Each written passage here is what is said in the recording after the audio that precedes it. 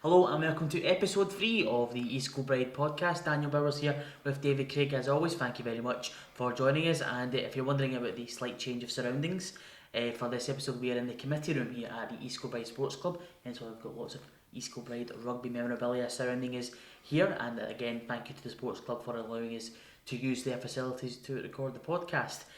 September, David, most definitely not as busy a month as the last few have been, but some interesting games which we'll go into, starting off with a thriller at Broadwood against the Cumbernauld Colts.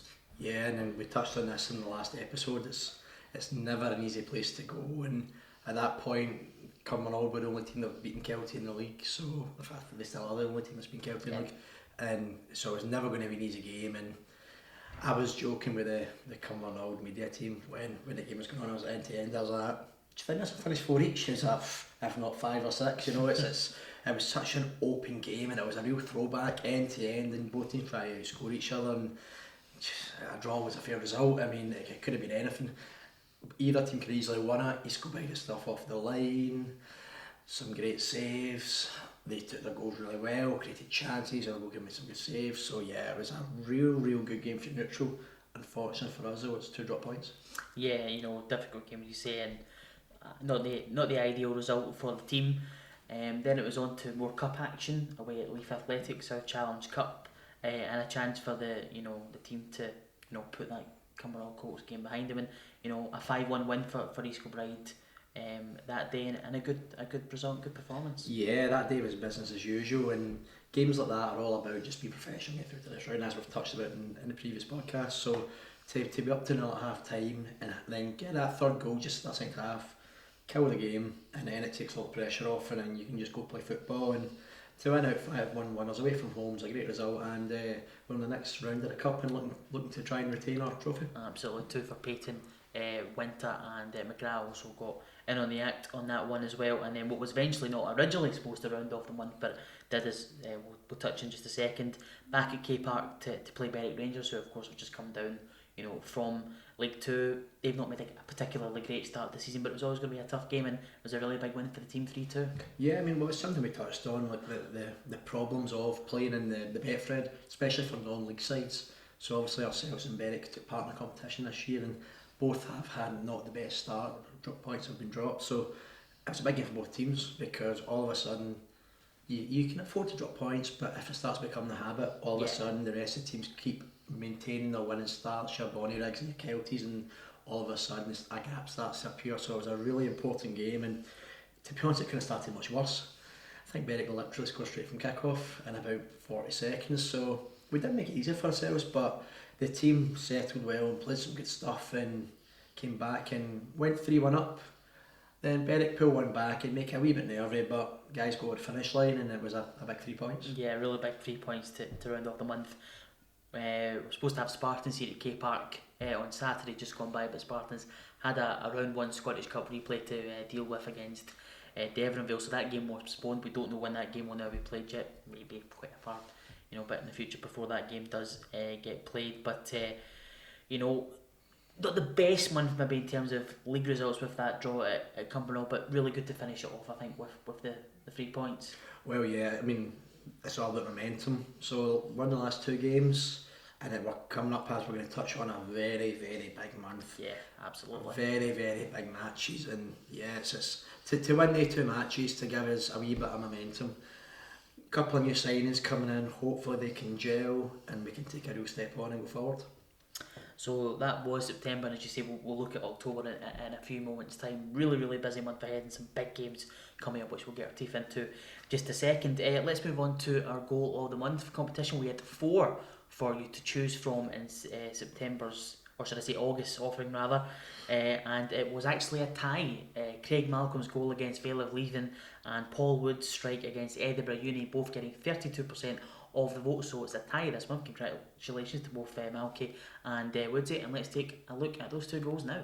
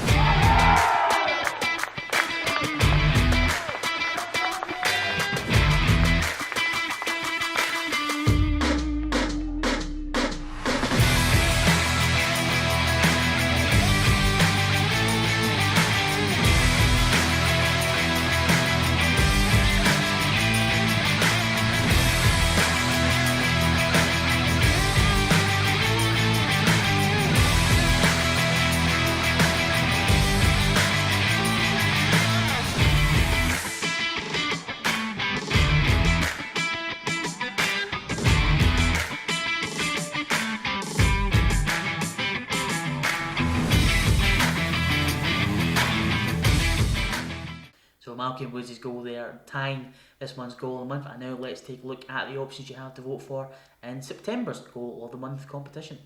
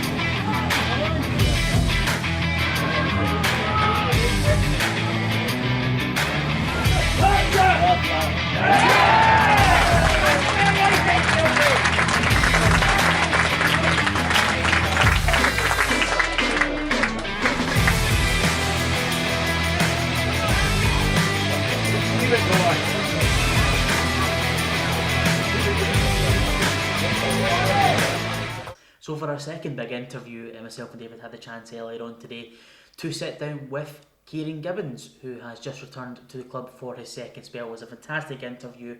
We went into a lot of depth about his time before Kilbride, his first spell with the club, where there was, of course, so much success for the team, and the challenges he faced very early on in his career at Hamilton Accies and his time at Livingston, where he certainly made a name for himself early on in his career. But it was a fantastic interview, and here's a little sneak peek of it right now.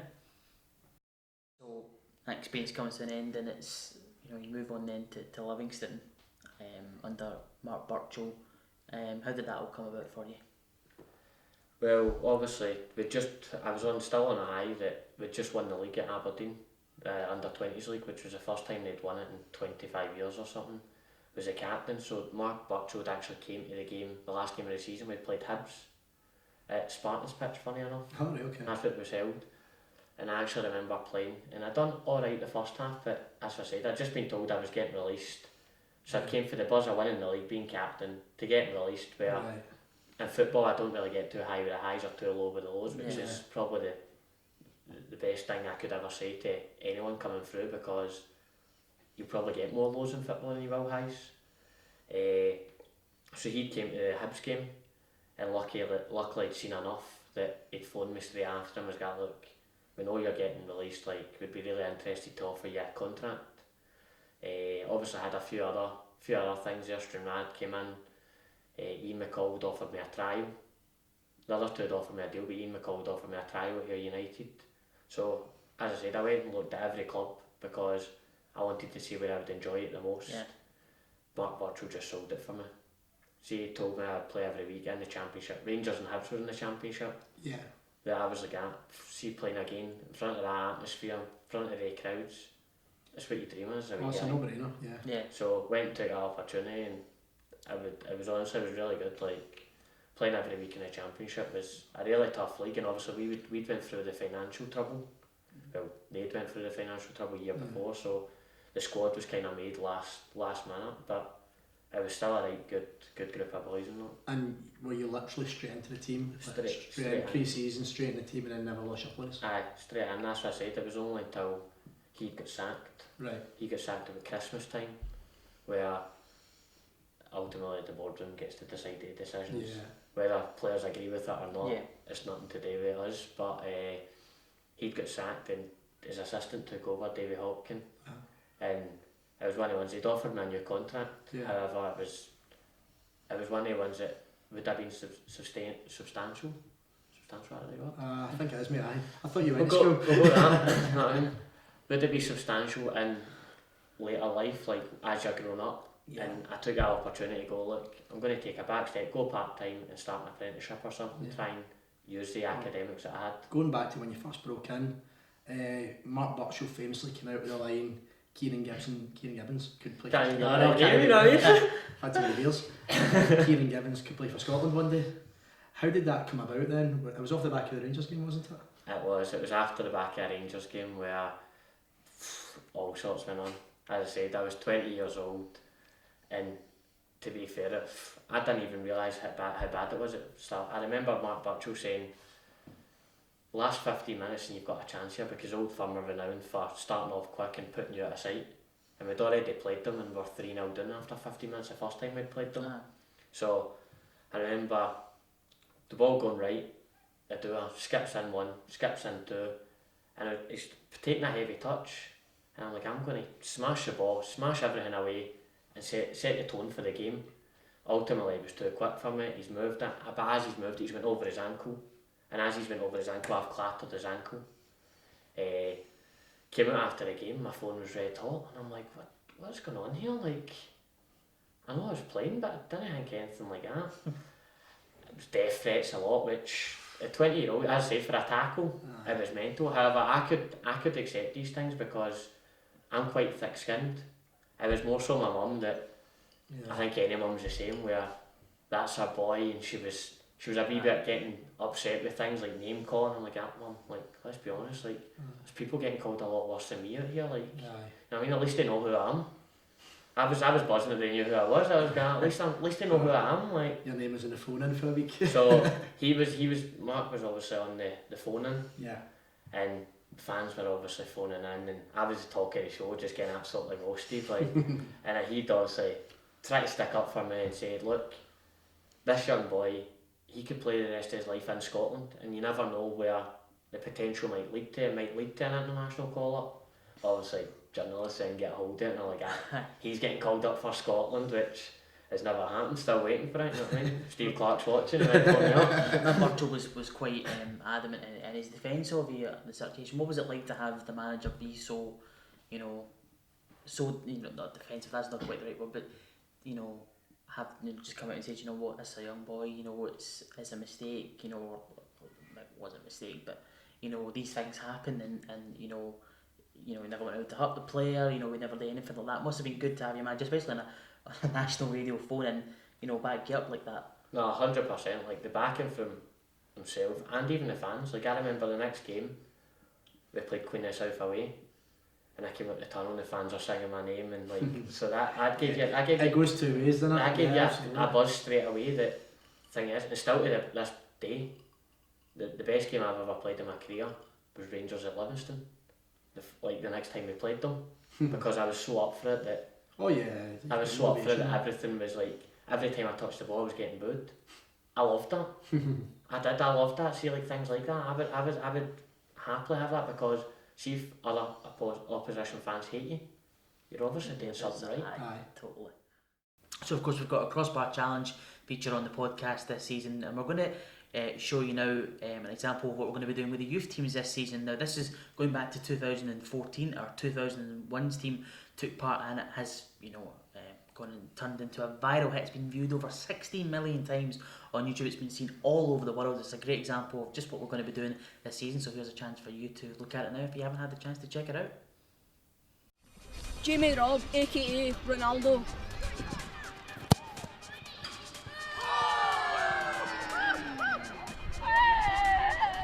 James Ernst, aka Dark Wax Speed.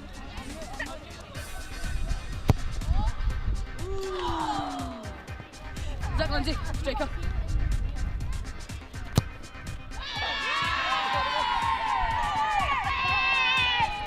Ross Taylor, right wing back.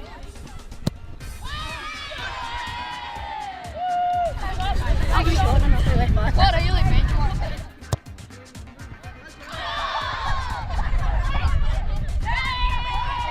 Grant Snowden, centre mid.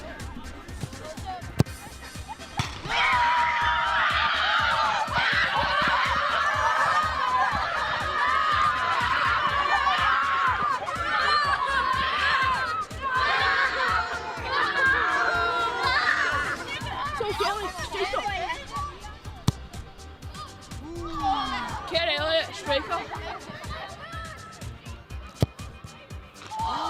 Straight inside, Sinclair, aka the sexy beast.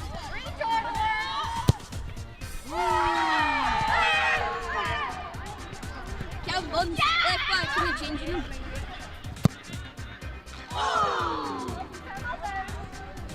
Dennis Christ, left mid, aka Teddy Bear.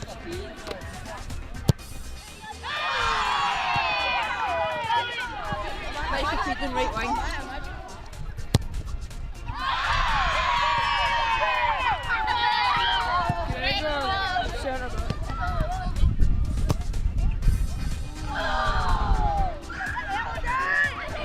Kilbride, Brazil.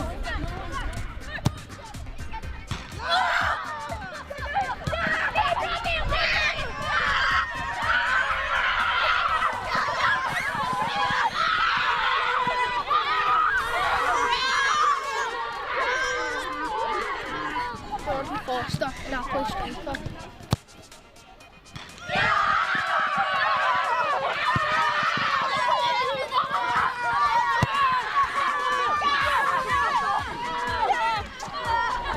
Big McDonald.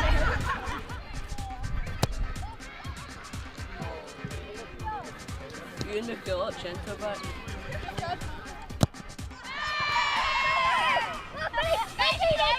Scott Riley, left back at the Chippy.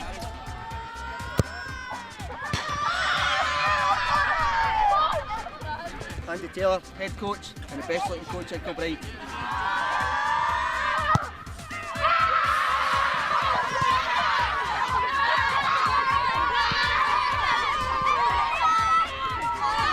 Hey guys, well done for hitting the bar. That's us get 3 over in the Lowland team already.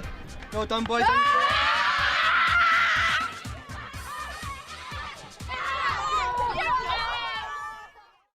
So let's go into October, David. It's a really, really big month for the team, and what a tough game to kick it off. You know, we're on Monday night recording, and it's coming up on Wednesday night. A trip to the Enderdrill to play BSC Glasgow. Yeah, they don't come much tougher. It's probably the closest thing to a West Coast derby in the Lowland League, and as we've spoken before, like, I don't ever remember having an easy game against BSC Glasgow. They've always been tight. It's always been 100 miles an hour. Both teams desperate to win. So it's a big, big game, and yeah, it's both teams that want to win the league this season going head to head, so something's got to give. And then another really tough away trip coming up this Saturday against the pace setters in the Lowland League, the team that have, you know, come in, you know, with promotion and really, really made a fantastic start. Bonnyrigg Rose, and it's going to be such a difficult game, isn't it? Well, yeah, I mean, going back to what we're talking about as well, like teams who want to win the league, Bonnyrigg Rose definitely fall into that category at this stage of the season, as well as your Kelties and even your Berwick Rangers and your East Stirlings. So the strength and depth of this league is unbelievable. So it's a big, big week this week. Yeah. Can't be emphasised enough. BSC away and then Bonnyrigg away. So to come away from maximum points, if all going well, it's going to be a big ask, but we've got a place to do it. So yeah. Obviously we need to think positive, but I can't emphasise enough how big a week this is. Yeah, real challenge for the team this weekend, for the gaffer as well. And then it's a bit of a return match. It's East House's Lily again, this time in the South Challenge Cup after EK's win over them in the qualifying cup back in August after that win against Leith Athletic that we discussed earlier on. So, you know, another tough away trip, you know, not easy to start with playing 3 away games. Yeah, I mean, well, hopefully it's not as windy as the last time Yeah. we were there. It was absolutely blowing at the gale that day, but it was I really enjoyed filming the game actually. It was a real old-fashioned cup tie. Every time we thought Right. East Kilbride were out of sight, they just pulled it right back again, and wasn't until maybe 60-65 minutes before East Kilbride really kind of managed to get the ball down and start playing football and kind of take the sting out of the game a wee bit. But it was a real old-fashioned cup tie, and yeah, it was hopefully more of the same, and we can continue our kind of march to try and retain the title.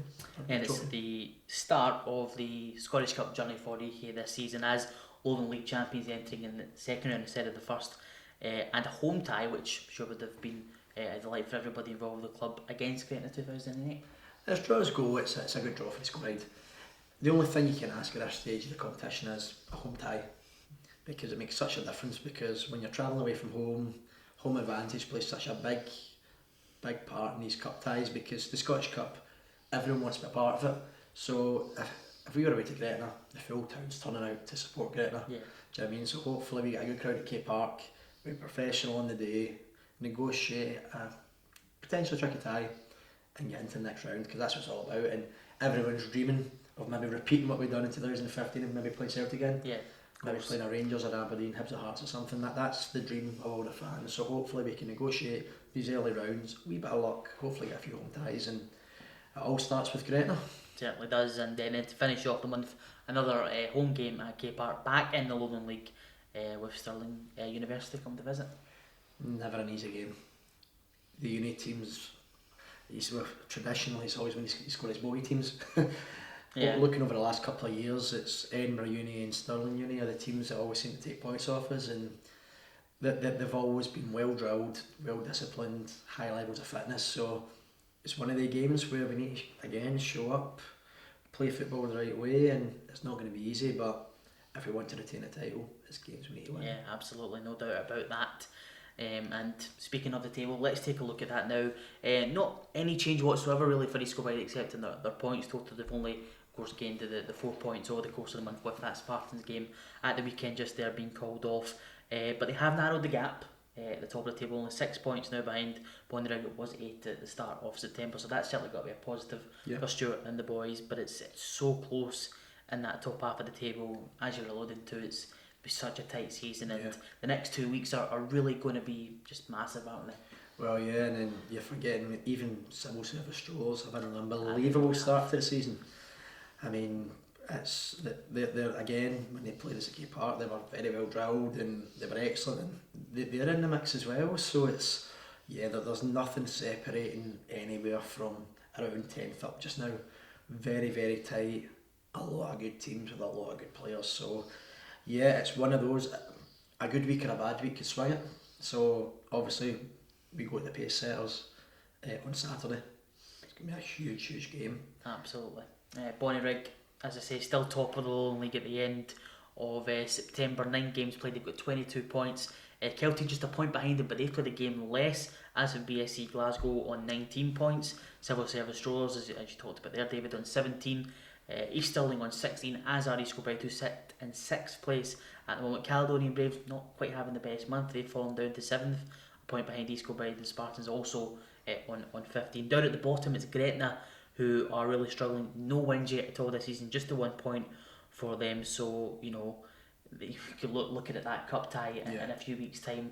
At this point in the season, it's probably a real distraction for them, and that could make it quite a difficult game. Yeah, it might take the pressure off. Yeah, it's one of the ones where if they're having a tough season and they're looking for that first win in the league, all of a sudden you go into the cup, you might play with a little bit more freedom.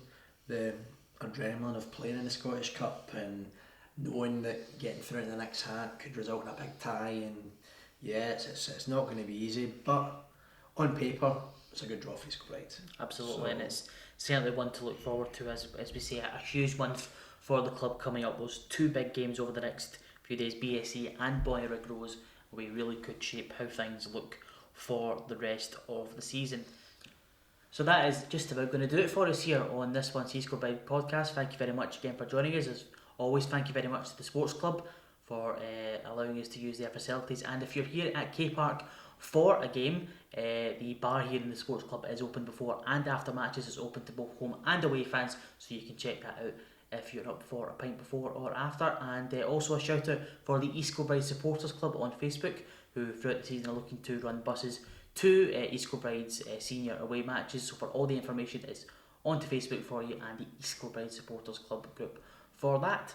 So that is it from us this week, or this month rather. From myself, Daniel, and David, thank you very much for joining us, and we'll see you again next month.